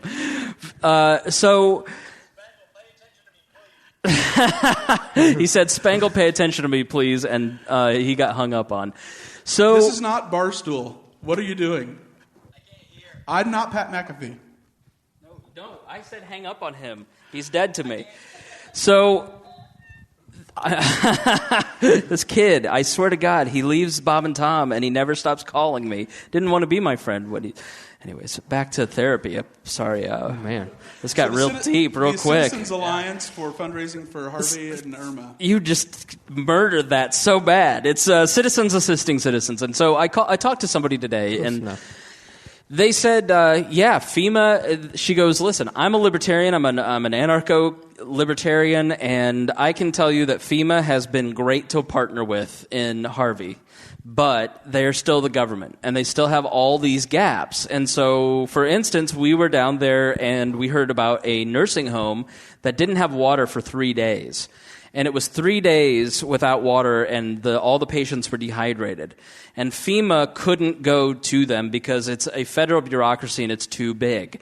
And so this group, Citizens Assisting Citizens, went out to the nursing home and gave them 3 days' worth of water. They have been networking each other together and certifying local volunteers. And so when a natural disaster struck, they had the network in place of validation of people in the area within Texas. And so when somebody stepped up and said, I'll help, somebody could vouch for them within their little network of people.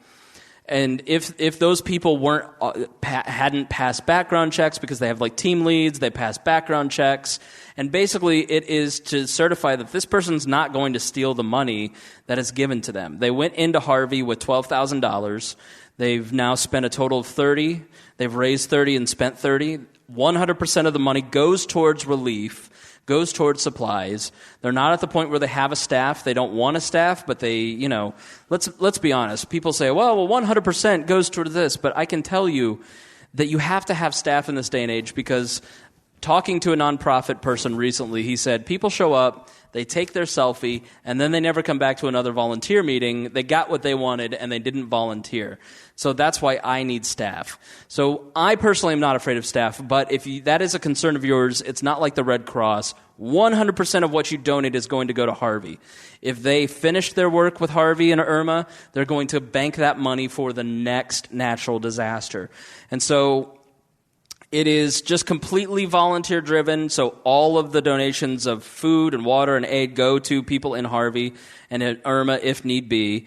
And it's people that are just like us, that are part of this podcast community that started talking to each other and checking each other out and, making sure that when a disaster strikes, they step up and they start helping each other. So it is necessary to fill in the gaps because they can be small and nimble and autonomous and fast and responsive and all these things that you need in a crisis where FEMA, because of its mass, can't. They have to ask for permission. They have to ask for permission instead of just going and helping people.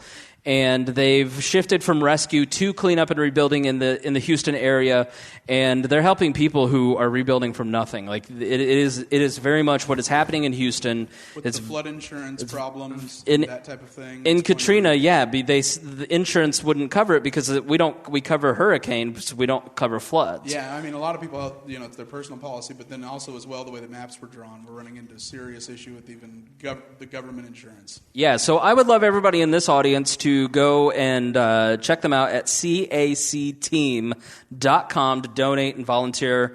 Sign up at their website. Every dollar goes where it belongs. And there's also another app this isn't for disasters. This is for ongoing. It's called DonorSee. and it is built by a libertarian who just wanted to give a more personal touch on fundraising. So I'd like everybody to take out your phones. We're almost done, so take out your phones, and I want you to download the app, DonorSee, DonorSee, DonorSee, and download that app. You don't have to give money or donate. You've already given money. You don't know it. We're going to give... Jen Gray involved with that? Jen Gray is not involved in that. Good, but she's with the NSA. Every Libertarian podcast has had Gret Glyer on, except for us. We don't do interviews, but I do want to plug this app because it is a great app. And what you do is you pledge money towards a cause. You go on, you watch a video of a person in need. They give you video updates if you donate, and you can donate towards their progress. And we are personally going to support tonight someone named Daniel Lee. And Daniel is a member of the Lions of Liberty Pride, which is our friends Mark Clare and John Odermont. They run a podcast called The Lions of Liberty, which we love. And one of their listeners, one of their donors, was struck. Her whole family basically is underwater, so they're trying to raise some money. They've raised $1,300 from 61 people, and they have $1,693 left. And I would love if every member of our audience would go and support Daniel Lee. Go to the app, search for Harvey. You'll find Daniel. It's a picture of a pickup truck with the flooding out the back. And I think that this audience can definitely close the gap on that $1,600.93. We are taking the admission to the live show tonight was $5. We're taking 50% of that and giving that.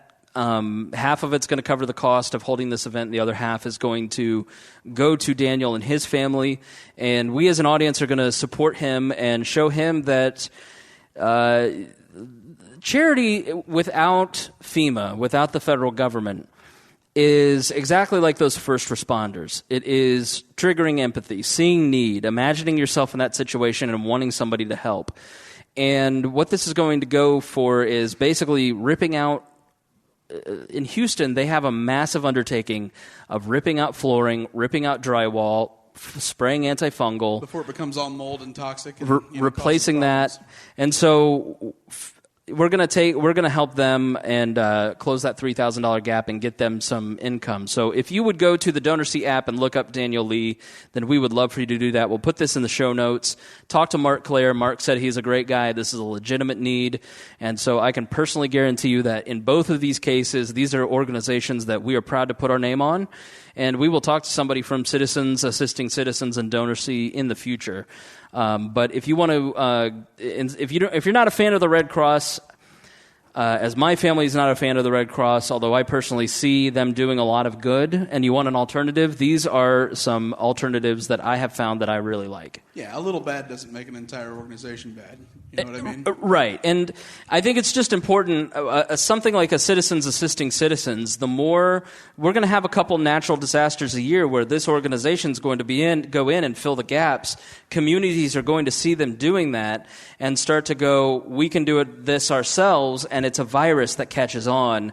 That's really the growth. Right. The growth path for libertarianism is to be a resource hub. Yep. Because most people are unaware of the private resources that exist. And so the more you can be seen as the matchmaking service for people in need with people who are willing, really desperate, want to give and assist people, through a libertarian connection, there isn't much need anymore for offices like township, what do they used to call those, where you would go and assist people in your neighbor... township trustees. Trustees and, government programs when your community is relied upon. But it means experiencing. It means knowing your neighbor, and it means knowing where to go to get this information. And that's the role, I personally believe, like the Libertarian Party and any type of organization that wants to reduce government, that's great. If you're going to say that you want to reduce government, you better sure as hell have the answer and the solution to whatever you're trying to take away. Yeah, right, and in that video that I watched that we were talking about earlier where Austin Peterson was giving his speech, and it drove me to researching libertarianism as politics. One of the things he said that really resonated with me was that part of his core belief was that people, their nature is to be good. Right. That was like a light bulb moment for me. Like, you know what? People are good. Yeah. For the most part, everybody wants to help other people. I think people are complex. And I think that it's we want to divide people into good and bad, but people are complex. They're good and bad. You know, it's not either and. I mean, there's good and bad to each and every one of us. All right, so we're going to wrap up here and give our final thoughts. So if you've not paid, please pay. Please tip well. Thank you guys for. I want to say a big thank you first to Ben DeJong. Yes. Thank you for taking photos of this event. A big thank you to our friend Harry Price. Yeah, Harry. Big round of applause for Harry. Widely known white supremacist Harry Price. Harry Price does so much for We Are Libertarians, and you guys have been so great. Come up here, Harry, real quick. If you can run up here. I know you're quicker than that. I know. First, just get the door, then come up on stage. Thank you so much. And you heard tonight in person what I have been hearing, that you are the favorite. You are the new favorite son on We Are Libertarians. The audience is going crazy for Harry. Yeah, which is scary because it's easy to come on to the podcast. It's easy to come on the podcast because it's not very that nerve-wracking because it's the Greg and Chris show. Then you just, and it's like, on the Tonight Show and you're just the band. Oh, okay, you guys do some cool things in the background. Back to the Tonight Show. But, having people come up and actually say they actually like when I come in their mouth, when I get Twitter comments, it's very weird. Yeah. And it's awesome at the same time because it's like, wow, I can't believe I brought that so much that someone, stops looking at Greg and Chris for 5 seconds, looks at me. I know. Now you know what Kat. That's why Kat was so excited for tonight, because she was going to get attention. Speaking of Kat, make sure you guys get on my change.org petition to stop Scat Cat.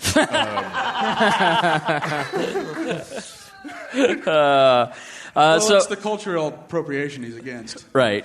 Yeah. So big thank you to Harry. Harry was running the cameras and the audio and making sure that you get a good recording of this. He's Oz for the live events. And my one wrap-up that I want to do before I get off the stage is that people of Indiana would accept the Canadian government if we could get cold beer on Sunday at a gas station, and if they fix class basketball and football. Thank you, Harry Price. Price 2020.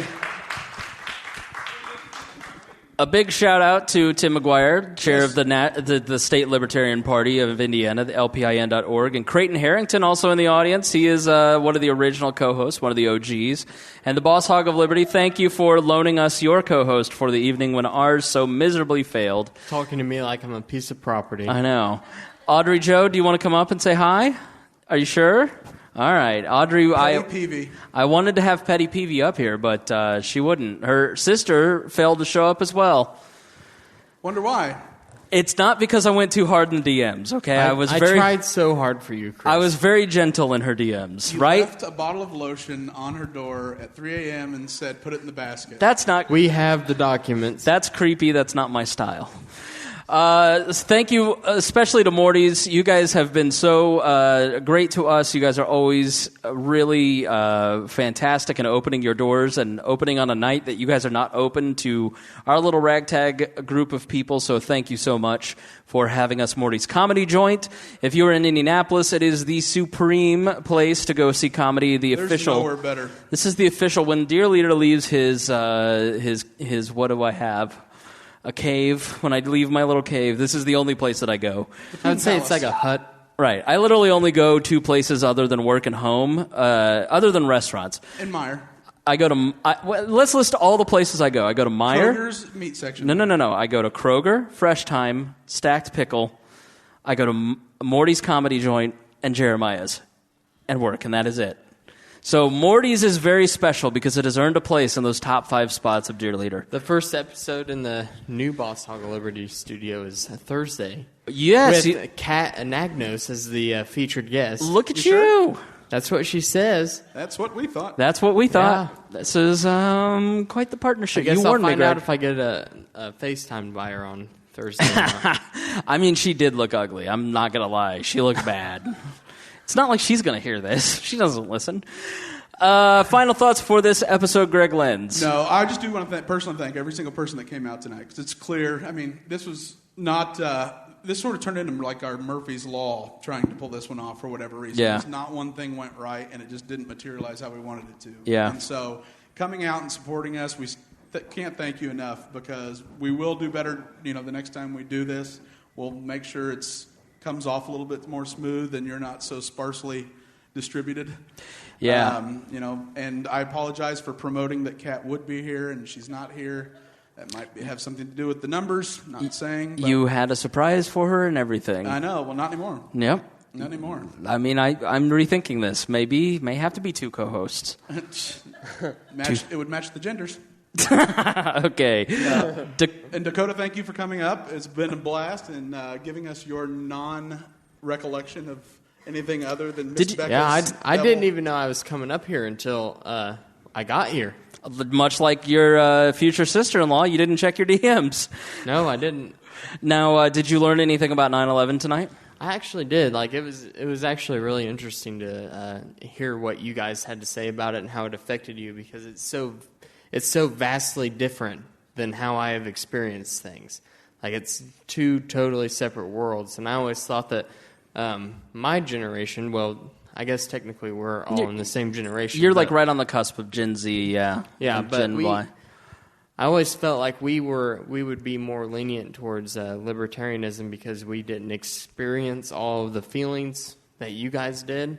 And honestly, it was interesting to hear how you guys came to the revelation that you did with non-interventionism and joining the anti-war party while having experienced all of that. Yeah. I mean, it's really the only... There was no other... Ron Paul was the man shouting in the wilderness during a time when it was very unpopular to do so. He was somebody that... And he's spent his entire career and life, for the most part, willing to be that martyr, even to his detriment financially, credibility-wise, acceptability within Republican circles. That is something that you just cannot repay the favor to enough, because he was like a cockroach. He just kept surviving long enough that the tides changed to be proven right, which is very rare. Much like our podcast. Yeah, you don't let live it be to known. See, you don't live to see your martyrdom become popular, and that's something that's pretty great, to be honest, for him. And I think it bodes well. Obviously, there's a lot of work to do, and libertarianism does make you cynical, because achievements are really measured more so in prevention of gains rather than progression toward more liberty. Gains. So you have to celebrate just stalling out as a success. But I think it bodes well. And again, thank you all so much, because I understand. Nothing like hearing about 9/11 in a comedy club. Nothing gets laughs like Twin Towers. Yeah, we were just sitting here. What would be the best show we could put on for a group of comedy lovers? Yeah, we were going to have Maya come in and yell Allahu Akbar, but how amazing! And let me. We were afraid she'd actually do it. Yeah. How amazing is it, Greg, that 4 years ago, it was the greatest scandal on Facebook when Maya started posting all these 9/11 memes, and it was super edgy, and everybody was like messaging me going, "You gotta get her to stop, it's so bad." And then now we're having a 9/11 podcast on 9/11 because we think it's funny. We don't think it's funny. I think it's a good way to draw attention to something that's really matters, and I think we both feel like has been so profoundly impactful. Well, here's the thing. Like, when you peek behind the doors, we're thoughtful, like this kind of episode. But, like, on Facebook, we're shit posters. And so people just assumed they were going to come here and there was going to be a slideshow of 9/11 memes, like the Titanic floating into 2 icebergs on the screen behind us. I mean, what a difference 4 years makes in both society. I mean, Hitler is back. Hitler was a joke on mainstream radio today. I mean, offensive. It took a long time to get there. It took a lot longer for Hitler to get back into jokes than what it did 9/11. Yep. So I guess there's probably some kind of a ratio and calculation of death to funniness. 14 over 88. Right. Death to too soonness. So thank you all for coming out. So you guys have all been troopers, and you guys have been in, not only those of you listening, but the people in this room are friends. You guys always support us. You come out and listen to us, listen to Greg compliment you while I yell at you and scream at you and order you to do things and sit in the back of the podcast like Harry. So you guys have really been great friends and great supporters of this podcast, and have helped us grow to where we're at, where we're heading. And I want to thank everybody in this room. especially for being a part of that, because you guys are our staunchest, most ardent supporters, and it means so much to us. And especially those of you listening at home, you guys support us so much. You keep sharing the podcast, and that is what is helping us grow, and you keep spreading the word, and that word of mouth means a ton when you're an independent media outlet. So if you enjoy an episode, please share it on Facebook. That helps us out a ton. And if you have a little extra, then please feel free to donate or to subscribe at patreon.com/wearelibertarians. That's how we fund this thing and how we're going to continue to spread the word. I spend a lot of money on Facebook ads for this event. I don't know how many people are here because of Facebook ads, but it's a great opportunity for us to spread the word, to expose people to us, Greg. Probably shouldn't have put Kat in blackface and advertised her. Edgy's back, I told you. I know. All right, thanks for joining us here on this episode of We Are Libertarians. Thank you to everyone in the audience, everyone at home listening, Dakota, Greg, Morty's Comedy Joint, and all their staff for doing this tonight. And as always, we promise to do better next time.